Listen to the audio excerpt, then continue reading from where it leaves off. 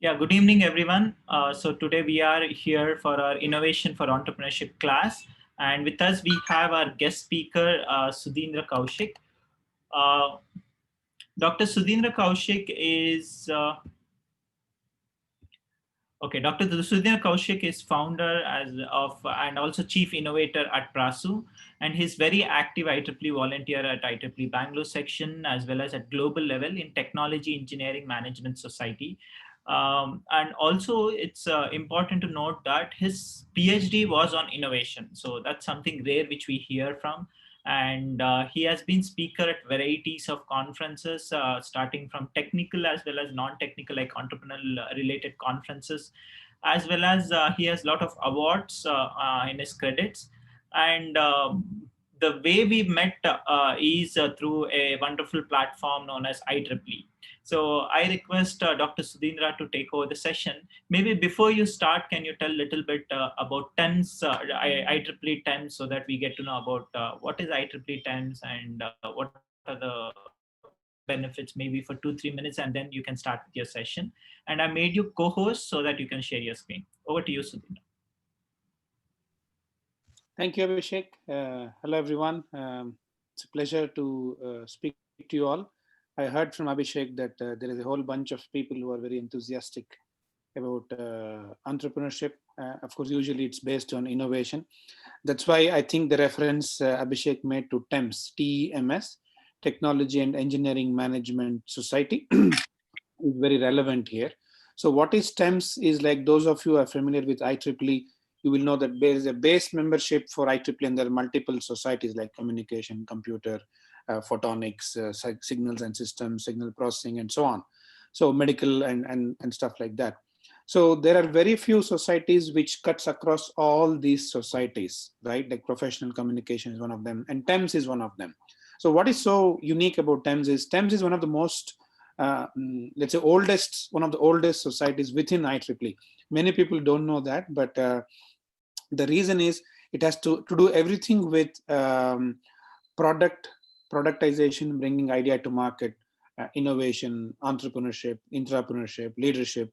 So everything that has to make the conversion from technology to a user through a business is covered in TEMS.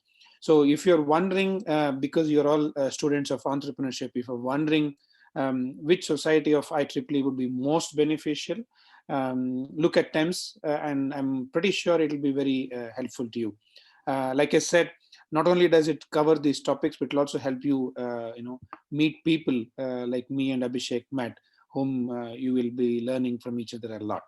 So there are BMSC has a TEMS student chapter as well. It was one of the first student chapters here. Make use of that, plan for activities, and the beauty is, if you think there is a need for a certain activity, we at TEMS can organize that for you. And with the situation we are in with COVID, perhaps getting global speakers and global participation in events is definitely a possibility, right?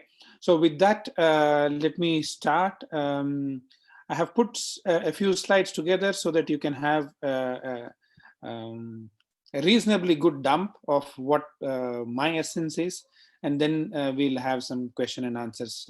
I guess you might have some.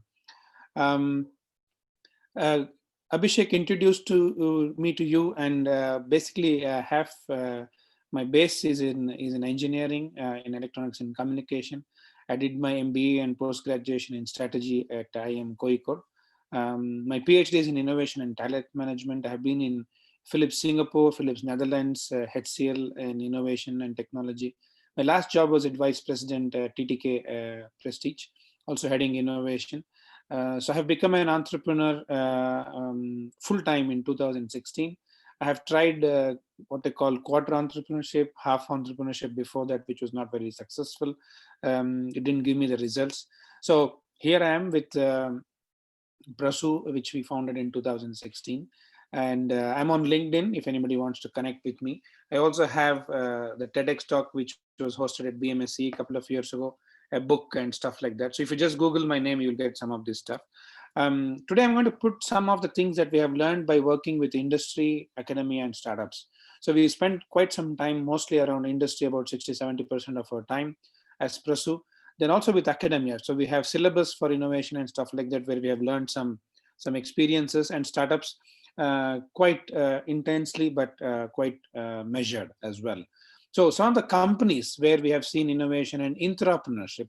So entrepreneurship is entrepreneurship within a company. Otherwise, they're practically the same in many of these companies here, but also with academia and industry bodies as such.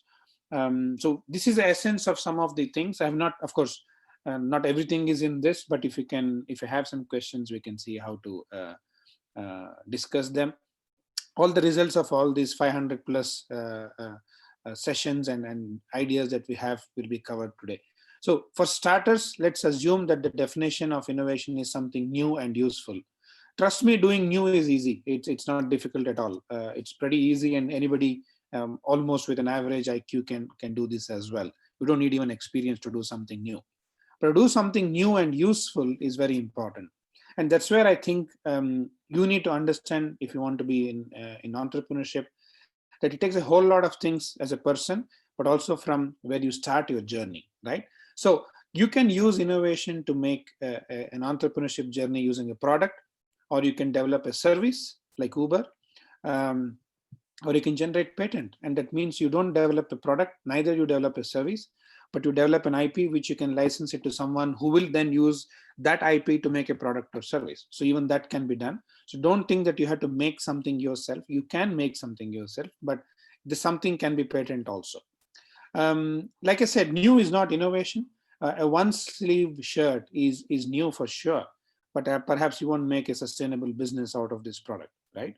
And I was not even sure when I Googled, I found this. So there are people who are looking at these things, but think for yourself whether you would be one of them. Being different also is not innovation, just because a lot of people believe that, okay, if I see what is in the market, I'll make something different. The different, unless it's useful, is also not very smart thing to do.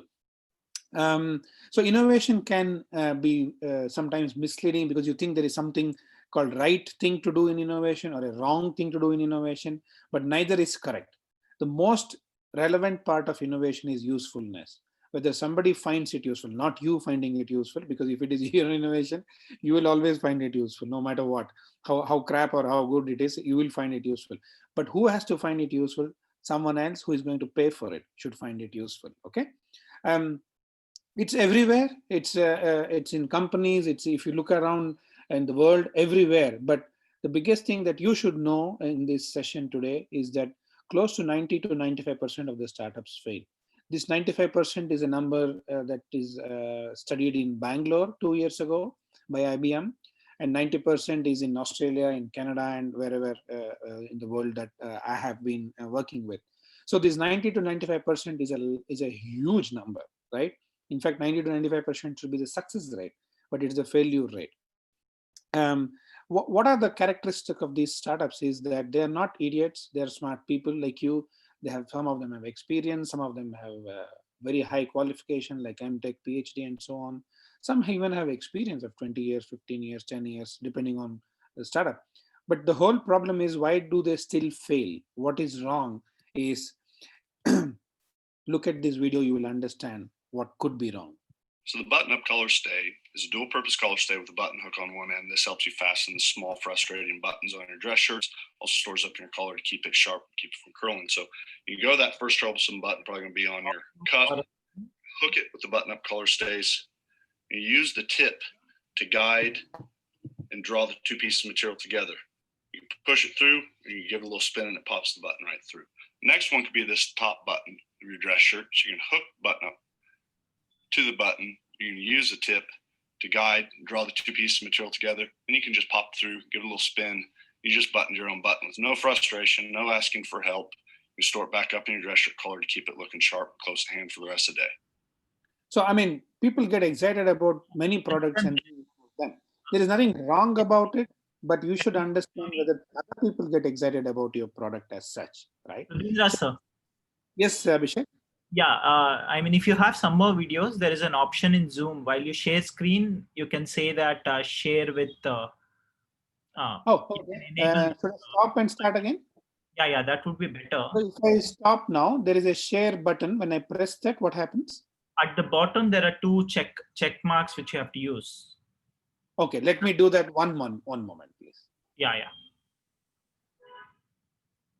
Share computer sound and optimize screen share for video clip. If you do that, After I press the share screen? yeah, once you click on share screen, at the bottom there are two. Okay. Yeah, Share computer sound. Should I press both? yeah, both, so that the video will come little better. Got it. With this Fantastic. video, it gave some insight, but from the next video, you can use that. Okay. Just to check, I'll play once, see if it has changed. To the button, you can use the tip to guide, draw the two pieces of material together, and you can just pop. Is it better? Looks like. Okay. Yeah, it looks like that. So yeah, please go ahead. It will spin. You just butt hand for the rest of the day. So what I was saying is these things people get excited because look at this guy, he's very confident, very happy that he has done this innovation. Just look at around you, any of you might not have this product. Now then people will come and say, you know what, there will be people who need this. Yeah, maybe they can pierce their throat with this while they're putting the button and it has a slip and then they can die because if it pricks the jugular vein. So the whole point is these companies, why is the 90 to 95% of these fail is because they build something which nobody wants. The only people who are excited about are the founders of the company. And this is where the single most biggest reason that comes up is they don't know how to build a product that everybody wants, not what they want, right? Second reason is they lack focus. They think everybody is their market, every customer is their customer, and every place on earth is where they can sell their product. Third is they don't know how and what to ask help for. So they don't know that they need help. And I have been in situations where we can see that they need help. And even if you offer, they don't understand that they need help. So I think there is these three summarizes why these 90 to 95% of the startups fail. So I'm giving you upfront this message that avoid these 1, 2, 3. I think you have 95% chance of success, right? So going ahead, what is the main reason that these companies can make it a success when they can convert an innovation into business? So most of these companies who fail lose out on this conversion. This is called the conversion loss. So what is a good innovation need not be a good business, right? Good innovation can be nice to have. A good business will be a must have. So people want to have a product, a phone, a car, etc., a pen, a torch, whatever. But unless it is something they feel compelled to buy, the business will not sustain. So you need to understand that the critical success factor is when a customer, any customer, you, me, your mother, your parents, your sister, your friend, when you see and contact a company, even if you buy a toothpaste or a toothbrush, you pay money, right? And you don't get a toothpaste or a toothbrush in return. What you get is value to keep your oral hygiene intact. So you have to understand that you're not getting a product, you're not getting a service, you're getting a value. You're getting a solution for something that you want a solution for. Now, if the person who has the money in the pocket, the customer does not want a solution for which you're making a pitch for, then they will not pay the money. There is a peanut vendor outside your college and before COVID, of course, and then you used to have 10 bucks in your pocket for sure, but you wouldn't buy 10 bucks for peanuts every day. You will only buy when you feel like having. And other days, you don't give him 10 bucks and say, you know what, keep the 10 bucks today, I don't feel like eating peanuts. You feel that it is very odd. That's what your customers will also feel unless they see what's in it for me. I am hungry, I need peanuts today. So that's what people will pay money for. They're looking not for peanuts, they're looking to satisfy themselves with hunger, with taste, or whatever it is. Now, look at this patent that I talked about earlier as an option. This is a simple cardboard folded in a certain way to carry 2 pizzas, a soda bottle, and some napkins and sauces. This was pitched about a year and a half ago for $1.5 million by an inventor like you. No IoT, no artificial intelligence, no Python, no ICs, no solid state circuit, no programming, nothing. Just sheer cardboard, because this is the value when you're looking at sustainable packing, sustainability, and companies are becoming, very nature oriented, very environmental friendly and stuff like that. This is of value to the customer and the company. So $1.5 million for a cardboard folded in a certain way, which is of course patented, is a huge value that you're delivering for money. So it's not about technology. One of the biggest myths and traps of today and startup and entrepreneurship is people believe unless it has one of these blockchain, IoT, AI, blah, blah, blah, it is not innovation. There's absolute nonsense because technology itself is not value. Me and Abhishek were in a hackathon recently talking about blockchain or whatever it is. The idea was, what can you do with blockchain? So in other words, what is the benefits of the technology? Your innovation, your entrepreneurship journey should focus on, I am giving you benefit of this. And it can be anything. It need not be technology that is the benefit. Technology can never be the benefit.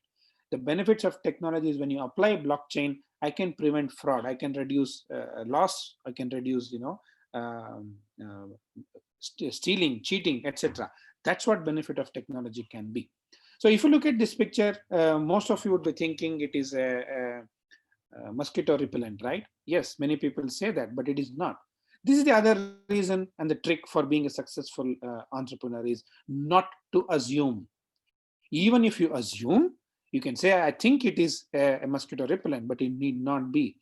It's never what meets the eye in entrepreneurship journey. Innovation is always about knowing your assumptions and asking questions to yourself about your assumptions. And that's where you will be different from others.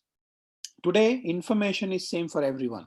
Whether you see, if you Google with a certain keyword, Abhishek Googles or I Google or your friend Googles, you will get the same website hits for the SEO optimized versions, right?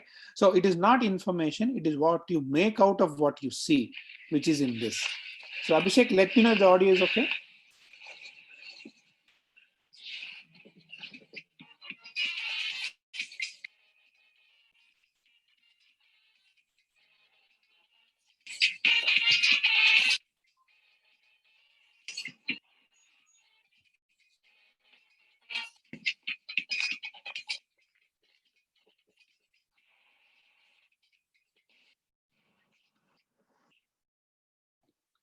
So the guy who walked away could be the bright, zealous entrepreneur who thinks he has done something useful and great. But the guy on the screen can't believe what just happened. All because there was an assumption about what is the problem. There was an understanding which was very shallow. I think you need to understand the context because contextual awareness is the new intelligence. Companies are looking for people, investors are looking for people who understand the context. Just look at what happened in the last 8 months. At the beginning of the year, there was a huge hue and cry about shared mobility. What is the situation today? Where is shared mobility? Shared mobility is the only thing people don't want today. So but you need to understand that people look at different things in different way. This is a very obvious thing that I said about shared mobility. But when you are starting your startup, it may not be so obvious. So you need to be very sure, make sure your assumptions are validated and tested before you can come to a conclusion. This is what the value is. So when you look at a current situation, understand the gaps in the current situation so that you know what is not available in the market or the disadvantages in the current solutions that exist in the market which people might have a disadvantage with, right? So you can make an assessment which one you're trying to solve because this cannot be anything else. Either there is no solution, which is a gap, or there could be a disadvantage which you're trying to fill as well. In the same context, you can see the logic of the problem. What is the problem we should solve is the reason 95% of the startups fail. Because people need to go to why we should solve this problem. That's when the 5% of the startups get a what is called a valuable problem to solve. Okay, if you don't ask the second question, you will start whatever problem comes your way. And that's where you have a problem. It is not about you. Your skill might be good, you might be an experienced person, but you don't have the valuable problem that you need to solve. Then comes the how to solve the problem, which is a solution, and that is what creates value for the customer. Please remember and underline in your mind, value is not for you only, value is for the customer first. If they don't pay, you don't have a business. And every business, every startup will have money coming in after 1 year. If it is not, then you're in the wrong track, right? So finding the right problem includes some of the elements which you can make a note of is what is the problem, when does the problem occur, or when does the problem not occur. Okay, what is the problem leading to? Okay, there is a problem, so what happens with that? And then who is affected by the problem? One of the most neglected parts is who. If a ATM machine is misbehaving or having a problem, is it the bank that is having the problem, or is it the bank user, you and me, having the problem? So who is very important. When is the problem not a problem? Please understand there is a temporal behavior for every problem. Sometimes the problem is not a problem. Sometimes there is no problem. But you need to understand that so that you understand the context fully. How is this problem felt or noticed, and how big is this problem? In other words, how valuable is this problem? Is it like the button thing? Maybe some 1,000 people in the world have that problem, but are going to make a investment and a startup for that? Maybe not. So these are some hooks that you can use to make a successful start to your problem definition. So in other words, you can ask two questions when somebody is discussing with you, or you're discussing with somebody. Why is this a problem? Why is this startup going to be useful? Why is this beneficial? Why is this is not a neglected option? Why is this irrelevant? So what happens if I solve this problem? So what is the benefit that people will get out of it, and so on. So with these two questions, you can analyze any startup in any domain with any technology or no technology. Why and so on, right? With everything in place today, there is a belief that faster is better. That is nothing but the truth, like this video tries to tell you.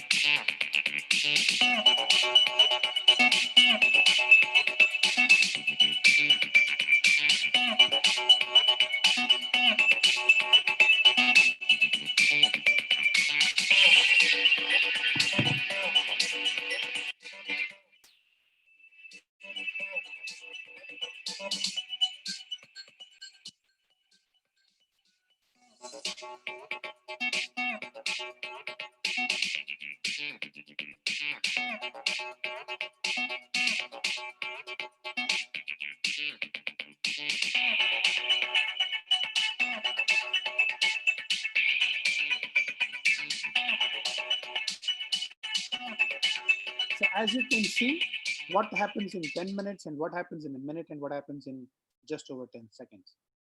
Everything cannot be done faster. Everything need not be done faster. So the difference between being right and being fast has to be understood by you. That's why I said context is very important, right?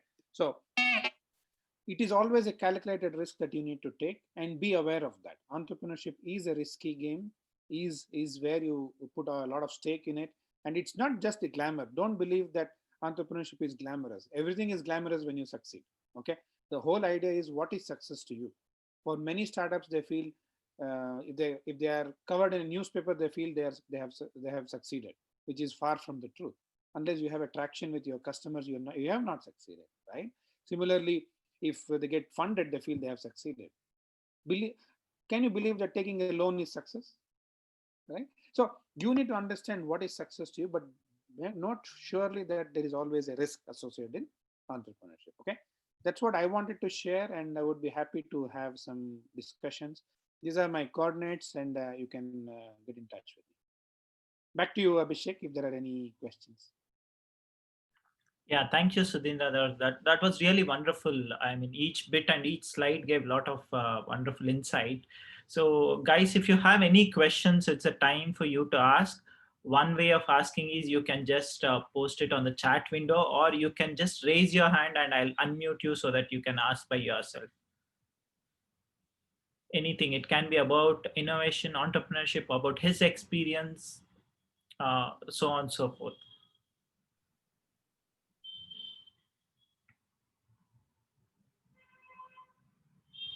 They'll be a little shy at this point of time, but soon they'll come up with questions. So one question I personally had, Sudeendra, is that when, uh, especially from Silicon Valley of India to actual Silicon Valley, so what do you think is the difference? So is it something, so say I'll do my master's, so next, because this is bunch of students who are potentially planning for masters or higher studies, or even they're going for their industry work or something like that. So now I'll go for my master's in US. Now, as we speak, the elections results are coming up. But next, when once I go there, 2 years masters I'll do, and then I'll take up entrepreneurship. I'll go to Silicon Valley itself, and then maybe in San Francisco I'll do something. Or is it something I do masters here and then go ahead and do my entrepreneurship in Bangalore, which is also Silicon Valley of India? So, what is your take on that? Very relevant and contemporary question. So maybe I'll just give an analogy and, or let's say an experience that how I use such answer this question. And then, so when I was doing my, when I was searching or when I was planning to do my strategy program from IIM, I did not have an idea that I will do it in IIM, but I want to do a course, very good course in strategy. That was my goal. And then I wanted to do it for the sake of understanding and learning, not for the sake of a piece of paper saying it is from IIM or stuff like that. But then after my research, I found that this professor who is teaching strategy, he is actually in IIMK, and he's one of the best in India. So that's how I, let's say, picked up IIMK. Right. So of course there was an interview and all that stuff. Anyway, that was a formal process. So the idea is whether it is Silicon Valley of India, like you rightly said, or within the US, they give you different exposures. IIM gives you exposure. It does not give you knowledge.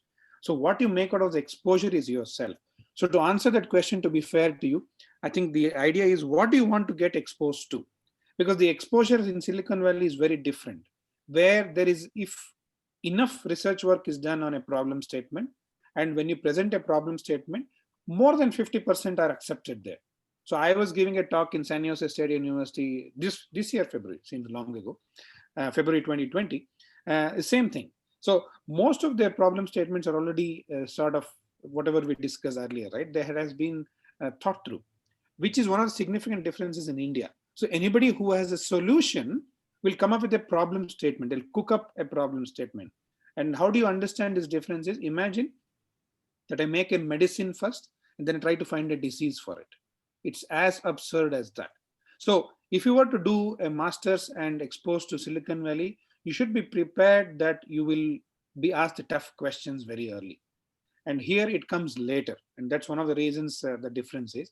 I don't know if I answered your question completely and directly, Abhishek, but know what you want to learn from these two options. That's what I wanted to say, basically.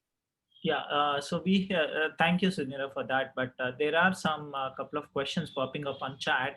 So, guys, again, if you want to really open up and then talk, please let me know. I'll unmute you. You can go ahead and ask the questions. There are a lot of questions coming. I'll take one by one. So we have first question from Gopika, who is telling, will experience play a vital role in entrepreneurship? For example, working in a company or startup and then starting your own startup, will that really matter? Absolutely matters. Though I would like to not to discourage you, but a lot of research has been done, which time and again proves that experience really helps in getting a successful startup. This might sound like bad news to you, but one of the very well-known researchers about entrepreneurship says 42 years is the sweet spot for entrepreneurship. So again, I'm not discouraging you, but I have to tell you as a professional the facts. So what it means, experience is actually a very skewed parameter. Suppose both of us sit in a hut, in the same hut, in an island for 10 years, both of us will be 10 years experience after 10 years. So experience is a factor of time. But what happened to you and me in those 10 years is the actual experience that we're talking about here. What did you learn? What did you get exposed to? I think so. There is a sweet spot. There is a point that experience helps. So work in a company, work in a startup, preferably both for a couple of years. Then you will understand how the real world works. That is what experience is meant to be here as such. The other way is with little experience, have a co-founder who has more experience with its own benefits and disadvantages. That will also work. Okay, so we have another question. How does innovators know their product will be successful in future, like after 1 or 2 years? That is, nobody thought virus app will become famous until Corona hit us. Okay, I missed the second part of the question, but I can understand where it's coming from. Basically, how does innovators know their product will be successful in future? Nobody knows. So if you look at many successful innovations, so what they thought was successful was not, and what they did not think would be successful has become. So it is a crystal ball gazing. Nobody can get it right, including Apple, including Virgin Atlantic, whomever you take, they all have unsuccessful products. So what you can know for sure at any given point of time, if you want to see the truth, like Jack Welch said, don't see what you want to see, rather see what reality actually is. There is a difference. Because it's your innovation, you use a prism called my innovation and everything looks nice, right? Um, when you look at an innovation, what you can for sure know at any given point of time is what is the actual response, right? For example, if you do something in your college and all of your friends say it's very good, and even if it's costing 20 rupees, nobody has bought it, or only a handful of them has bought it. That is the truth. Reality is nobody wants to pay for it. So you cannot predict, but you can be very constantly looking at the response or the feedback from real intended customers whom you are. I make a new dish in Mayas tomorrow and I keep it on the menu, and at the end of the day I know how many I sold, right? And I can try it for a week, I can try it for a month, I can try it for a year. Nobody can stop me if I have the money and will to try it. But trying is not success, even after a month, after a year, if it is not. That's where startups have this 3-year criticality, right? If in the first year you don't get money, it's already a warning sign. If by 3 years you're not profitable, it's really a no-show. You really need to change track. So feedback is very critical in that sense. Yeah. So the next question is, I will just reframe a little bit to ensure that we get the right answer. So Rishabh is asking, how was your experience setting up your own business? Very scary. Like I said, I have been working with all big companies right from day one. Okay, let me tell you, usually I don't get this question, but sometimes I do get. One of the scariest things was I signed off, and then my last day was over. I was VP, vice president in a big company. Everything was given: car, computer, driver. You can name it. To the extent that I used to not carry money in my purse because I didn't need money for anything. They used to pay for everything. Then I became an entrepreneur. The biggest shocking experience was I didn't know it was also a Wednesday like this. Thursday was my first day as an entrepreneur.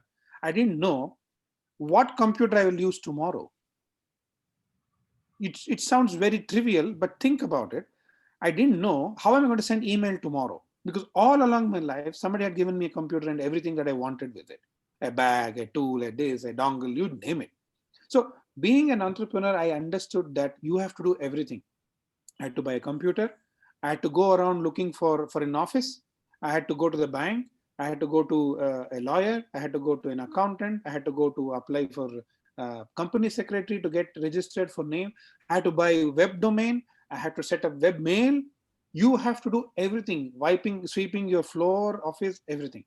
But in the end, that is ownership, because if you want to do it, you will do it. If you are working for someone, you will just walk out of the office at 5:30 or whatever, and then you are done. It's somebody else's job to clean the office. So if you want to make something from bottom to the top, everything from your contribution, your efforts, then entrepreneurship is there. So like I said, I've worked in Europe for so many years, so I know what kind of luxury I was used to, and it was a complete opposite here. Yes, so experience wise, I learned a hell of a lot. It gives you confidence, and it makes you a more rounded person, not an entrepreneur, as a person. You know how to take success, you know how to take failure. um, Anybody who asks my time, I 110% make sure I try to give them that time, because if I can. Even today I have guests at home, but I know Abhishek, when he asks for time, I know that there is something that is of value in his mind, so I support people. So my experience is, it will make you humble. It will make you actually a very confident, rounded person in the end. And if you look at good entrepreneurs, successful ones, they are actually they are the rounded personalities, so to say. Yeah. If you can spare some more time for answering question, that would be great. Shall we go ahead with Sure. taking? Yeah. Another interesting one, and I'm not sure how you'll answer. Even besides the odds of failure of startups, which do you recommend? Spend time in an MNC or build your own startup? Please remember one thing. There was a question a couple of weeks ago in another context. I think it was with Australia, if I'm thinking. So the idea was, how can we make everyone an entrepreneur? I said, please correct the question. Everyone should not become an entrepreneur. Number one, theoretically speaking, if all of us became entrepreneurs, who is going to work for us, right? So that's a not necessary thing to pursue. Working in an MNC gives you a lot of understanding of business.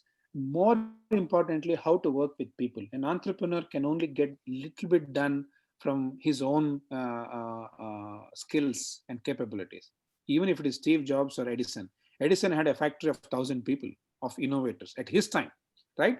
So teamwork is very important, and you cannot read that from book or with friends. Working with friends is not teamwork. Working in a company where everybody's stake has to be met. Okay, if you get a success and if somebody doesn't get a success, you get rewarded, they don't. So when the stakes are there, people behave differently. So working in MNC gives you that business understanding experience. If I tell you how does a mango taste, and if you have not eaten the mango, you will have no clue. I can tell you sweet, and you can only remember a sweet that you have tasted, like sugar or jaggery. So experience is very unique to you. What happens to you, how it changes you, it's up to you, right? The third thing is, when you look at success or failure, when you are looking at trying at something, you don't actually look at failure as an option. You think failure as a possibility, right? And when you define failure like I do, it helps me that way. Failure to me, I define it as result is not equal to plan. I want to run 100 meters in 15 seconds. I'm not Usain Bolt. I'm not asking for 10, but 15. Maybe I'm taking 22 now. So is it failure? No. If I do exercise, if I do some practice, maybe I'll come to 18. Maybe I'll get close to 15. So failure is terminal. But in your context of entrepreneurship, failure is just trying again and again. 10,000 experiments for Edison, 3,500 prototypes for Sir Dyson for vacuum cleaner, 51 attempts for Angry Birds, 21 attempts for Intuit.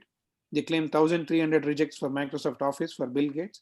What is failure, right? If you believe there is something in it, which is the gap or a disadvantage, which you can feel like nobody else does, go for it. Okay, another interesting question, and I totally agree, is this is by Santosh. Sir, every product will become boring, irrelevant after a particular amount of time. It may be a year or a decade or some other time. What do you want to say about this? Excellent question. And it is not completely true, Santosh, it was, I think. Do you still use scissors? Do you still use zip? I think these are at least 100-year-old technology, if not more. The idea is there is a certain value for money that people want to have.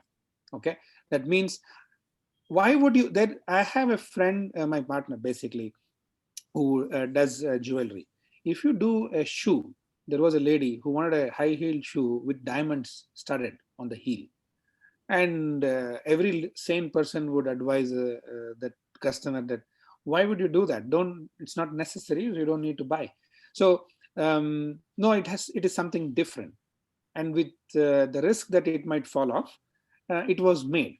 So new has a certain value to it. So when you look at any product, yes, it can become boring, but if it meets the purpose. So tomorrow I can make scissors because it's boring in gold. How many people do you think will buy? But the whole idea is, your point is valid, but not always. That's why I said context is your best friend to be successful in entrepreneurship. If you understand the situation like nobody else does, then you are a winner, right? So same way, a boring thing is not necessarily the right question to ask. Okay, what else would people like want to do with this, a product or a service? That might help you, Santosh.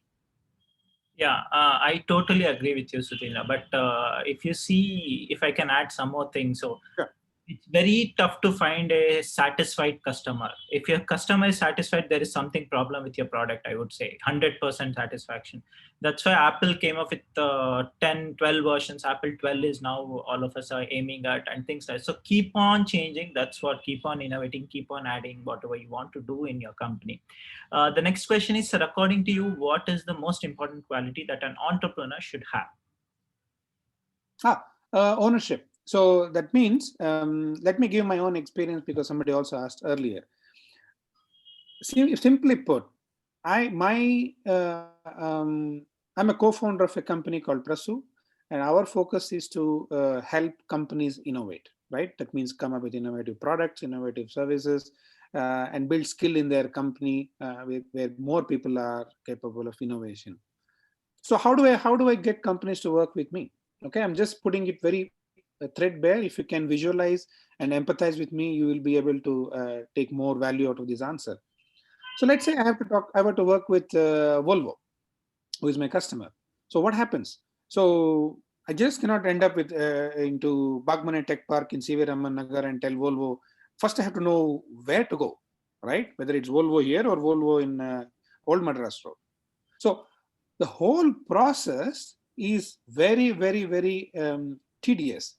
And if I don't have ownership for one day, if I don't have the feel that I need to get this done in one day, I will be unsuccessful as an entrepreneur.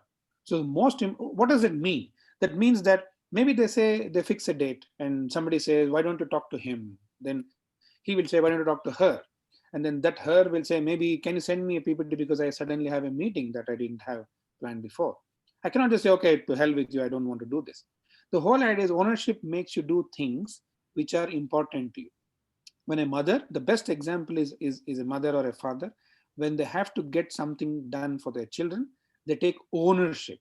They don't know the solutions for every problem. Maybe they don't even know the problem sometimes. Okay, if the kid is not well, if the kid is not doing well in school, etc., they find out what has to be done and then do it. So to know what has to be done and to do it takes ownership. That's where the difference between company and entrepreneurship comes. In a company, somebody will tell you what has to be done because they feel the ownership, the CEO, maybe the vice president, and you do it. But in an entrepreneur, you have to do. You have to find the problem and solve also. So ownership is absolute key. And ownership will work if you're happy with what you're owning. That's why you have to take up entrepreneurship, not because your friends are doing, not because your parents are saying, not because you think you want to do it. It's something that you really want to do it, which means if you have to get up at 3 o'clock and build a presentation, you will happily do it, right? So ownership is key in my opinion. Okay, the next couple of questions and then maybe we'll close. So how to handle losses which happens to our company due to negligence of an employee? Yeah, that's what I said. As an owner, you need to understand everything. You need to get results. You need to get people on board. Suddenly somebody might be ill. Somebody might have a family issue. So you cannot fire him or her and you expect that company will go on. No, it will not go on. So it is very important that you are prepared for all these things that happen within a company. That's why I said your co-founder, your team should complement you. If you're good in innovation, somebody should be good in finance, somebody should be good in marketing, and you should have systems. That's why big companies can survive. An Audi, a BMW have been around for 130 years. Philips has been there for 150 years. Why? Because there's systems and processes. The moment you have an entrepreneurial journey, you should think this should not be depending on me alone. Till a certain point, yes, maybe 2-3 years, but very soon, as soon as you need, you should scale into process. I was talking to a company just a week ago. There are 500 people now, and they feel it's still dependent on that 2 people. So I said, then you are asking for trouble because one of you falls sick or something happens to you, then the whole 500 people future is gone, wiped out. So same way, while the company can face losses, the people can also face loss. So you should have processes, and that is the most difficult part for an entrepreneur, to let go. Process means somebody else can also decide for your company. Imagine when Steve Jobs were kicked out of his own company. That perhaps is the worst feeling that you can get. But process is the only way that you can cover losses, because then you will get a trigger to act and take action, and you can take action or you cannot take action.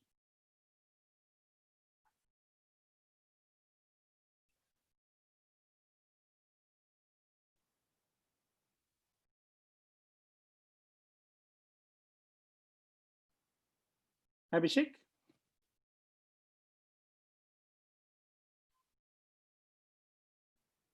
Okay, I can't hear Abhishek.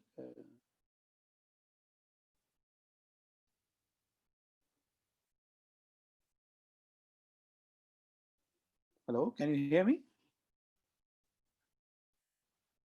Okay, let me see if I can open the chat. Okay, I see one last question here. What do you give more preference for, brand value or value for money? See, these are two different things, but as a user, as a consumer who is reasonably aware, you and me, we always look for brand value.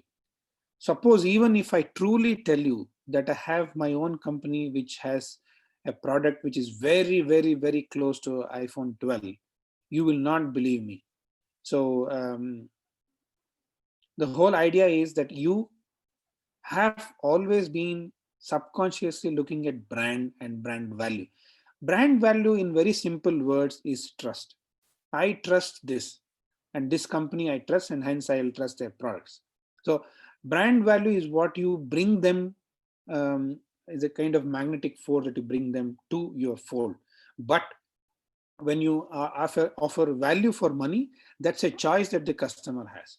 I can still like a brand, but I may not buy their product because I would feel that they're charging it too expensively. For example, I love Tissot watches. So even I bought a watch almost, what is it now? Maybe 13, 14 years ago, I paid 25,000 for a touch watch. So you should touch, you can operate with touch, a Tissot. Well, I don't like a brand called Rado or Rolex. I like them as a brand, but I don't like their product. So they are two different things. One is to make a direction, one is to make a decision. So you cannot choose between them, but you need to have a brand value for sure before people consider value for money. Otherwise, it's more about, like, pen, pencil, or even that we look at brand, right? Camlin, etc., etc. So I think we cannot compromise on brand value anytime. Okay, the questions are still coming. Maybe this will be the last question I would like to take. What role does marketing play in new startups? Very good question. Just to be sure that you all understand the difference between sales and marketing. Marketing is not sales, sales is not marketing. Marketing is, suppose you have a certain product. So just like somebody asked now for value for money, and I don't know the value for money. How many of you know that there is a water softener that you can use in Bangalore? Because most Bangaloreans, urban population, complains, especially women, about hair loss, right? I'm not an agent for any of this product, but I'm just telling you that and you have come up with a product, and until you have articulated that value to your potential customer, you have not done your job fully. I mean, if I make a product and keep it at home, how do you know that this product even exists and how it will benefit you? Remember the benefits of technology, right? So marketing's prime job is to articulate to the selected customer base about the product that you have built for them. If you are talking about, let's say, an electric scooter, okay, then you have to talk to people who are young, agile, and mobile, who are into this, not talk to my grandfather or my mother, because they're not your customers. So you have to, the role of marketing is supreme, because it will connect value of your product. If you remember the value and money, the connector is marketing. So you have understood what the product does, for whom, and explain to that whom how that product helps them. Arthur Rock, who is the investor in companies very early like Apple and Teledyne, used to summarize this marketing piece as this: it should help me live better or work better. So it should help me live better or work better. So marketing does just job of connecting value of your startup, of your innovation, to somebody who will be your potential buyer of that. Okay, great.